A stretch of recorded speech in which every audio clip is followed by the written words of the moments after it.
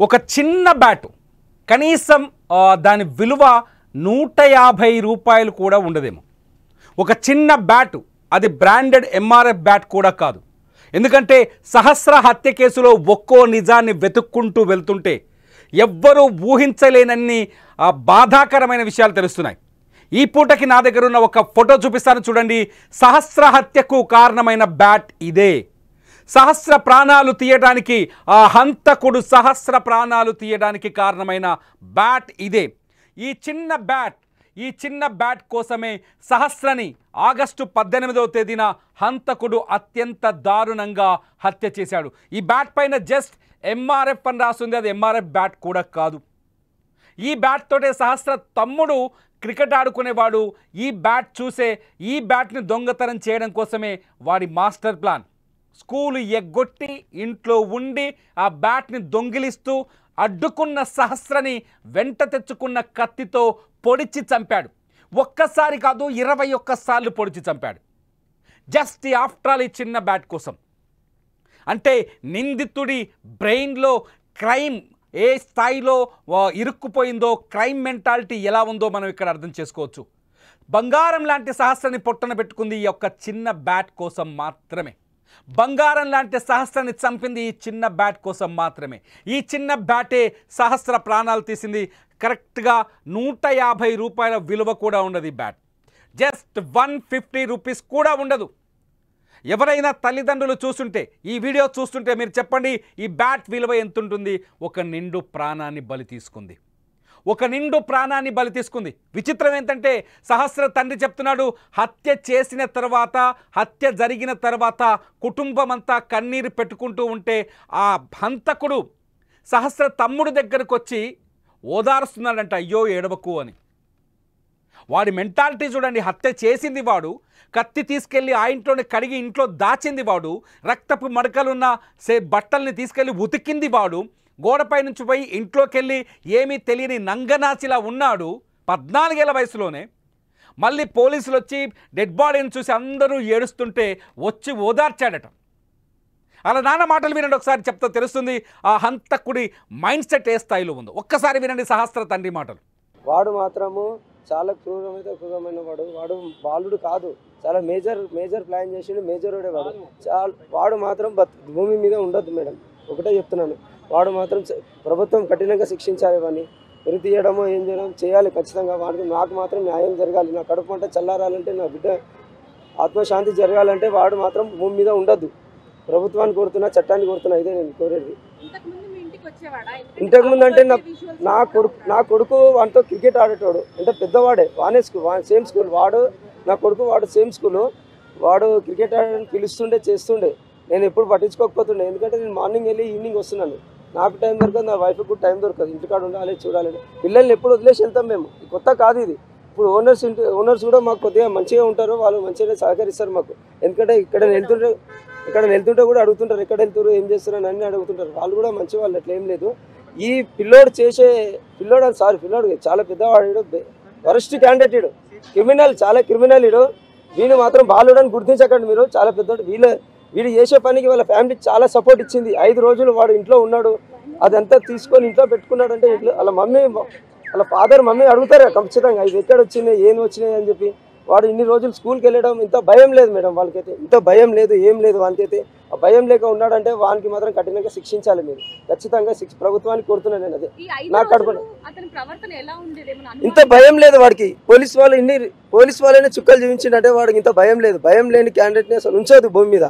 వాడు ఇది వదిలేస్తే నాసంటి తండ్రిని ఎంతమందిని ఏడిపిస్తాడు వాడు. నేను అది కోరుకుంటే ప్రభుత్వం బ్యాట్ నాకు కొడుకుది, అది నేను కొనిచ్చాను, 1000 రూపాయలు పెట్టి నేను కొనిచ్చాను. ఆ బ్యాట్ కోసం ఎప్పుడు గొడవ పడ్డారో నాకు చెప్పలేదు, డిస్కషన్ అవ్వలేదు నా కొడుకుతో. నేనేంటంటే ఈ మార్నింగ్ వెళ్ళి ఈవినింగ్ వస్తా, వాడు అప్పటికే తిని పడుకుంటాడు, ఒకసారి ఆడుకుంటాడు. నేను అడగను కూడా. అది సిచ్యువేషన్ వచ్చేసరికి ఓపెన్గా సైలెంట్ ఉంది మేడం అక్కడ. నేను 12:30, 12:50, 12:40, 12:45కి వచ్చిన, కింద చూసిన, మా పాపని పిలిచిన, పలకలేదు. బయటకొని గొల్లెమున్నది. నేను కాలు కట్టుకొని ఇంట్లోకి వెళ్ళేసరికి ఎప్పుడు చనిపోయిందేమో పడుకొని ఉన్నది. అన్ని లైట్స్ అన్ని ఆఫ్ చేసి ఉన్నాయి అక్కడ. అవన్నీ ఏం చూడలేదు నేను పాపని చూడగా నాకు మైండ్ ఏం పనిచేయలేదు. నేను ఏడ్చుకుంటూ అయ్యేసరికి కిందికి ఊరికొచ్చారు. పోలీసు వాళ్ళకి ఫోన్ చేశారు, అంబులెన్స్కి ఫోన్ చేశారు, అక్కడక్కడ జరిగిపోయింది. నాకు ఏం టైం ఇవ్వలేదు పోలీసు వాళ్ళు. నా ఏడుపు నా బాధ అదే. నేను మళ్ళీ బయటకు వచ్చి ఏడ్చుకుంటూ వచ్చి ఆ పిల్లోని అడిగిన, అరే ఎవరైనా వెంకట్ ఇక్కడ వచ్చి ఎవరైనా పిలిచిరా అంటే, అవును అంకుల్ మీ పాప డాడీ డాడీ అని 4 times పిలిచింది. నేను వీడే చెప్పాడు. వీడు చెప్పింది నాకు ఆ మైండ్ నాకు వెలగలేదు, నా కళ్ళల్లో నీళ్ళు ఆగలేదు. నాకు ఎట్లా అంటే నేను అసలు షాక్ అయిపోయినా. నేను చెప్పిన 4 times పిలిచింది, నేను బయటకు వచ్చిన స్నానానికి వెళ్ళిపోయిన అంకుల్ నాకు ఏం తెలియదు అనేసి అన్నాడు. అప్పుడే ఏడ్చుకుంటా మా కొడుకుని కూడా ఓదారుస్తుండే వాడు. ఏడవకు అని చెప్పి ఓదారుస్తుండే. పక్కనే ఉన్నాడు వాడు, పక్క బిల్డింగ్లో పక్క బిల్డింగ్లో ఉండి చూస్తున్నాడు వాడు. స్పాట్కి రాలే, పక్క బిల్డింగ్లో ఉండి చూస్తున్నాడు వాడు. అది ఎప్పుడు నేను ఇంటికాడ ఉన్నాను మేడం, అది నాకు తెలియదు ఎట్లా వస్తుండే. నా కొడుకుతో ఎప్పుడైనా ఇంటికి వచ్చిండా ఏమో, బర్త్డే పార్టీకి ఒకసారి వచ్చిరంట వాడు. నాకు తెలియదు అది నాకు తెలియదు. నేను ఇంటికాడ ఉన్నాను మేడం, మ్యాక్సిమం ఉన్నాను. నేను మార్నింగ్ 8 o'clock వెళ్ళిపోతా, స్కూల్ ఉంటే 8 o'clock వెళ్ళిపోయి ఈవినింగ్ మళ్ళీ 7 కమెంట్ డ్రాప్ చేసి మళ్ళీ నేను నా పని నేను చేసుకుంటా. మళ్ళీ 10కి ఇంటికి వస్తాను. నమ్మలేదు మేడం, నాకు తెలియదు అసలు. నేనే షాకింగ్. మొత్తం మొత్తం అందరు షాకింగ్లో ఉన్నారు. వాడు ఏంది, వాడు అసలు క్రిమినల్ మైండ్ ఏంది, వాడు రాసుకోని చంపడం ఏంది నాకే అర్థం అవుతలేదు. అది డబ్బులు తీసుకెళ్తే మా పాపని చంపిండు, న్యాయం జరగాలి నాకు. పాపని చంపిండు వాడు మాత్రం ఉండొద్దు. ప్రాణానికి ప్రాణం కావాలి. వాడు మాత్రం బాలుడని గుర్తించకండి. ప్రభుత్వానికి చెప్తున్నా, మీకు చెప్తున్నా, చట్టానికి చెప్తున్నా. వాడు మాత్రం బాలుడు కాదు. తల్లిదండ్రులు కూడా శిక్షించాలి. తల్లిదండ్రుల ప్రేమ ఉంది. వాళ్ళ తండ్రి ఇంతవరకు నా తండ్రి ముఖం చూడలేదు. నేను 3 years నుంచి ఉంటున్నా అక్కడ, తండ్రి ముఖం చూడలేదు. తండ్రి ఎవడో కూడా నాకు తెలియదు. వాళ్ళ చెల్లె శాంతి అని ఒక తెలుసు, ఆమె హాయ్ బాయ్ అంకుల్ అంటే అంతేగాని మిగతా విషయం ఏమి ఉండదు మాకు. 3 years అయిపోతుంది. 3 years అవుతుంది. నేను కొత్తగా వెళ్ళినప్పుడు మా అబ్బాయి కూడా వెళ్ళేవాడు కాదు. ఏం చేసావు ఈ మధ్య 1 year నుంచి క్రికెట్ ఆడడం కొద్దిగా పెరిగాడు. అప్పుడు చిన్నోడు ఉండే. కూకట్పల్లి పోలీస్ స్టేషన్ ముందు సహస్ర తల్లిదండ్రులు ఇప్పుడు ఆందోళన చేస్తున్నారు. ఎవరైతే హత్య చేశాడో ఆ బాలుని మైనర్గా చూడడానికి వీలు లేదని చెప్తున్నారు. అతను మైనర్ కాదు, క్రిమినల్ బ్రెయిన్ ఉన్న పెద్ద కిల్లర్ అని చెప్పేసి వాళ్ళు అక్కడ కూకట్పల్లి పోలీస్ స్టేషన్ ముందు ప్రస్తుతం ధర్నా చేస్తున్నారు. ఎట్టి పరిస్థితుల్లోనూ ఇతన్ని జువైనల్ హోమ్కు తరలించొద్దు, బాల నేరస్తుడిగా పరిగణించొద్దు. ఈ హంతకుడిని ఖచ్చితంగా ఈ భూమి మీద లేకుండా చెయ్యాలంటూ వాళ్ళు ఎమోషనల్గా మాట్లాడుతున్నారు. ఎట్టి పరిస్థితుల్లోనూ ఇతన్ని క్షమించే ప్రసక్తే లేదని చెప్తున్నారు. కేవలం ఒక బ్యాట్ కోసం నా కూతుర్ని ఇంత దారుణంగా చంపుతాడా అంటూ ఆ తండ్రి విలపిస్తున్న తీరు ప్రతి ఒక్కరిని ఆందోళన కలిగిస్తుంది. ఆ రోజు హత్య జరిగిన రోజు ఆ పేరెంట్స్ ఏడుస్తున్న వీడియోస్ని గుర్తు చేసుకుంటే, ఆ పేరెంట్స్ విలపిస్తున్న వీడియోస్ని గుర్తు చేసుకుంటే నిజంగా బాధ కలుగుతోంది. ఇటువంటి సిచ్యువేషన్ ఏ కుటుంబానికి రాకూడదని, ఏ పిల్లాడు ఇంతటి దుర్మార్గానికి పాల్పడకూడదని అందరము ఆలోచించాల్సి వస్తుంది. ఎందుకు ఒక బాలుడు ఈ స్థాయిలో ఆలోచిస్తాడా? నిజంగా ఆ తండ్రి చెప్పిన మాటల్లో నిజముంది. మరి మీకు అర్థమవుతోంది. హత్య చేశాడు, పోలీసుల మైండ్ డైవర్ట్ చేశాడు, తప్పుడు క్లూ ఇచ్చాడు. చాలా స్పష్టంగా అర్థమవుతుంది. అతను రాంగ్ క్లూ ఇచ్చాడు. అతన్ని మాట్లాడినప్పుడు అతనితో పోలీసులు అతను కూడా విచారించినప్పుడు డాడీ అనే శబ్దం వినిపించిందని చెప్పాడు. ఆఖరికి ఈ అమ్మాయి తండ్రికి కూడా అదే మాట చెప్పాడు. అంటే హత్య చేసి తప్పించుకునేందుకు కూడా ముందుగానే ప్లాన్ రెడీ చేసి పెట్టుకున్నాడు ఈ 14 ఏళ్ల బాలుడు. అందుకనే అతన్ని బాల నేరస్తుడిగా పరిగణించకూడదు, అతన్ని ఖచ్చితంగా కఠినంగా శిక్షించాల్సిందే అని ఆ తండ్రి ఆవేదన వ్యక్తం చేస్తారు. ప్రస్తుతానికి కూకట్పల్లి పోలీస్ స్టేషన్ ముందు ఒక ఆందోళన కొనసాగుతోంది. పోలీసులు ఎట్టి పరిస్థితుల్లోనూ నిందితుడిని క్షమించకూడదని, అతనికి కఠినమైన శిక్ష పడాలని, లేదంటే తమకు అప్పజెప్పితే మేమే శిక్షిస్తామని ఆ కుటుంబం అక్కడ బోరున విలపిస్తోంది. ఎందుకంటే బంగారంలా పెంచుకున్న అమ్మాయిని, బంగారంలా పెంచుకున్న సహస్రని ఇంత దారుణంగా, ఇంత కిరాతకంగా చంపుతాడని మేము ఊహించలేదని ఆ సహస్ర తల్లి, మామ, అత్త అందరూ, తండ్రి అందరూ అక్కడ ఆందోళన చేస్తున్నారు. అక్కడ ఆందోళన కొనసాగుతోంది. ఒకసారి ఆ తండ్రి మాటలు వింటే నిజంగానే ఎవరికైనా కళ్ళ వెంట నీళ్ళు వస్తాయి. నిజంగా సహస్రని చంపిన ఈ బాలునికి ఎటువంటి శిక్ష పడాలని మీరు అనుకుంటున్నారు? ఒకసారి ఈ వీడియో కింద కామెంట్ చేయండి. చూస్తూనే ఉండండి లైవ్ అప్డేట్స్ కోసం సుమన్ టీవీ డిజిటల్, అట్లాగే సుమన్ టీవీ లైవ్. వాడు మాత్రము చాలా క్రూరమైన వాడు బాలుడు కాదు, చాలా మేజర్ ప్లాన్ చేసిండు, మేజర్ వాడు మాత్రం భూమి మీద ఉండొద్దు మేడం. ఒకటే చెప్తున్నాను, వాడు మాత్రం ప్రభుత్వం కఠినంగా శిక్షించాలి. వాడిని ఉరి తీయడమో ఏం చేయడం చేయాలి ఖచ్చితంగా. వాడికి నాకు మాత్రం న్యాయం జరగాలి. నా కడుపు పంట చల్లారాలంటే, నా బిడ్డ ఆత్మశాంతి జరగాలంటే వాడు మాత్రం భూమి మీద ఉండొద్దు. ప్రభుత్వాన్ని కోరుతున్నా, చట్టాన్ని కోరుతున్నా, ఇదే నేను కోరేది. ఇంతకుముందు అంటే నా కొడుకు వాడితో క్రికెట్ ఆడేటోడు, అంటే పెద్దవాడే, సేమ్ స్కూల్ వాడు, నా కొడుకు వాడు సేమ్ స్కూలు. వాడు క్రికెట్ ఆడడానికి పిలుస్తుండే, చేస్తుండే. నేను ఎప్పుడు పట్టించుకోకపోతుండే, ఎందుకంటే నేను మార్నింగ్ వెళ్ళి ఈవినింగ్ వస్తున్నాను. నాకు టైం దొరకదు, నా వైఫ్కి కూడా టైం దొరకదు. ఇంటికాడ ఉండాలి, చూడాలి. పిల్లల్ని ఎప్పుడు వదిలేసి వెళ్తాం మేము. కొత్త కాదు ఇది. ఇప్పుడు ఓనర్స్ కూడా మాకు కొద్దిగా మంచిగా ఉంటారు, వాళ్ళు మంచిగా సహకరిస్తారు మాకు. ఎందుకంటే ఇక్కడ వెళ్తుంటే కూడా అడుగుతుంటారు, ఎక్కడ వెళ్తారు, ఏం చేస్తారు అని అన్నీ అడుగుతుంటారు. వాళ్ళు కూడా మంచి వాళ్ళు, అట్లా ఏం లేదు. ఈ పిల్లోడు చాలా పెద్దవాడు, వరస్ట్ క్యాండిడేట్ ఇడు, క్రిమినల్, చాలా క్రిమినల్ ఇడు. వీళ్ళు మాత్రం బాలుడని గుర్తించకండి మీరు, చాలా పెద్దోడు. వీడు చేసే పనికి వాళ్ళ ఫ్యామిలీ చాలా సపోర్ట్ ఇచ్చింది. 5 రోజులు వాడు ఇంట్లో ఉన్నాడు, అదంతా తీసుకొని ఇంట్లో పెట్టుకున్నాడు. అంటే ఇంట్లో వాళ్ళ ఫాదర్ మమ్మీ అడుగుతారు ఖచ్చితంగా, ఇది ఎక్కడ వచ్చినాయి, ఏం వచ్చినాయి అని చెప్పి. వాడు ఇన్ని రోజులు స్కూల్కి వెళ్ళడం, ఇంత భయం లేదు మేడం వాళ్ళకైతే, ఇంత భయం లేదు, ఏం లేదు వానికైతే. ఆ భయం లేక ఉన్నాడంటే వానికి మాత్రం కఠినంగా శిక్షించాలి మీరు, ఖచ్చితంగా ప్రభుత్వానికి కోరుతున్నాను నేను. అదే నాకు కడుపు ఇంత భయం లేదు వాడికి. పోలీస్ వాళ్ళైనా చుక్కలు చూపించిందంటే వాడికి ఇంత భయం లేదు. భయం లేని క్యాండిడేట్ని అసలు ఉంచోదు భూమి మీద. వాడు ఇది వదిలేస్తే నాసొంటి తండ్రిని ఎంతమంది నేర్పిస్తాడు వాడు. నేను అది కోరుకుంటే ప్రభుత్వం బ్యాట్ నాకు కొడుకుది, అది నేను కొనిచ్చాను, 1000 రూపాయలు పెట్టి నేను కొనిచ్చాను. ఆ బ్యాట్ కోసం ఎప్పుడు కూడా పడ్డారు నాకు చెప్పలేదు, డిస్కషన్ అవ్వలేదు నా కొడుకుతో. నేనేంటంటే ఈ మార్నింగ్ వెళ్ళి ఈవినింగ్ వస్తా, వాడు అప్పటికే తిని పడుకుంటాడు, ఒకసారి ఆడుకుంటాడు. నేను అడగను కూడా. అది సిచ్యువేషన్ వచ్చేసరికి ఓపెన్గా సైలెంట్ ఉంది మేడం అక్కడ. నేను 12:30, 12:50, 12:40, 12:45కి వచ్చిన, కింద చూసిన, మా పాపని పిలిచిన, పలకలేదు. బయటకొని గొల్లెం ఉన్నది. నేను కాలు కట్టుకొని ఇంట్లోకి వెళ్ళేసరికి ఎప్పుడు చనిపోయిందేమో పడుకొని ఉన్నది. అది అన్ని లైట్స్ అన్ని ఆఫ్ చేసి ఉన్నాయి అక్కడ. అవన్నీ ఏం చూడలేదు నేను పాపని చూడగా నాకు మైండ్ ఏం పనిచేయలేదు. నేను ఏడ్చుకుంటేసరికి కిందికి ఊరికొచ్చారు. పోలీసు వాళ్ళకి ఫోన్ చేశారు, అంబులెన్స్కి ఫోన్ చేశారు, అక్కడక్కడ జరిగిపోయింది. నాకు ఏం టైం ఇవ్వలేదు పోలీసు వాళ్ళు. నా ఏడుపు, నా బాధ అదే. నేను మళ్ళీ బయటకు వచ్చి ఏడ్చుకుంటూ వచ్చి ఆ పిల్లోని అడిగిన, అరే ఎవరైనా వెంకట ఇక్కడ వచ్చి ఎవరైనా పిలిచిరా అంటే, అవును అంకుల్ మీ పాప డాడీ అని 4 times పిలిచింది. నేను వీడే చెప్పాడు. వీడు చెప్పింది నాకు ఆ మైండ్ నాకు వెలగలేదు, నా కళ్ళల్లో నీళ్ళు ఆగలేదు.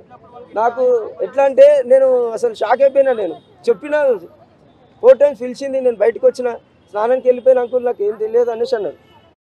ఒకసారి కూకట్పల్లి పోలీస్ స్టేషన్ దగ్గరికి వెళ్దాం. కూకట్పల్లి పోలీస్ స్టేషన్ దగ్గర సహస్రకు న్యాయం జరగాలంటూ కుటుంబ సభ్యులంతా ఆందోళనకు దిగారు. అక్కడ మీడియా కూడా మనకు స్పష్టంగా కనిపిస్తుంది.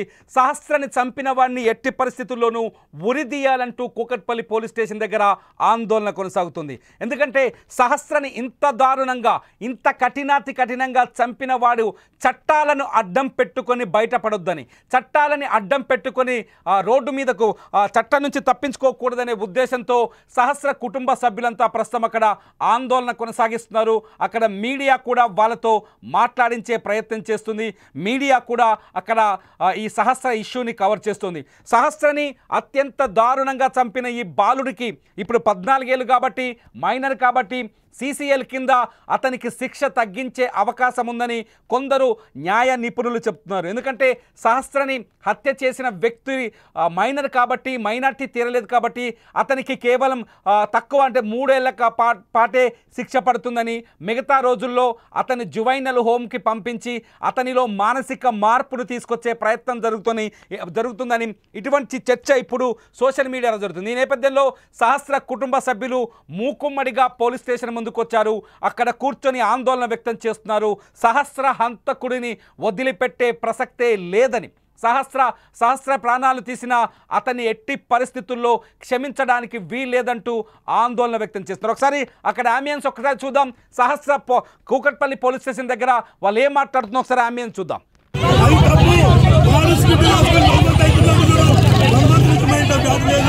కాబట్టి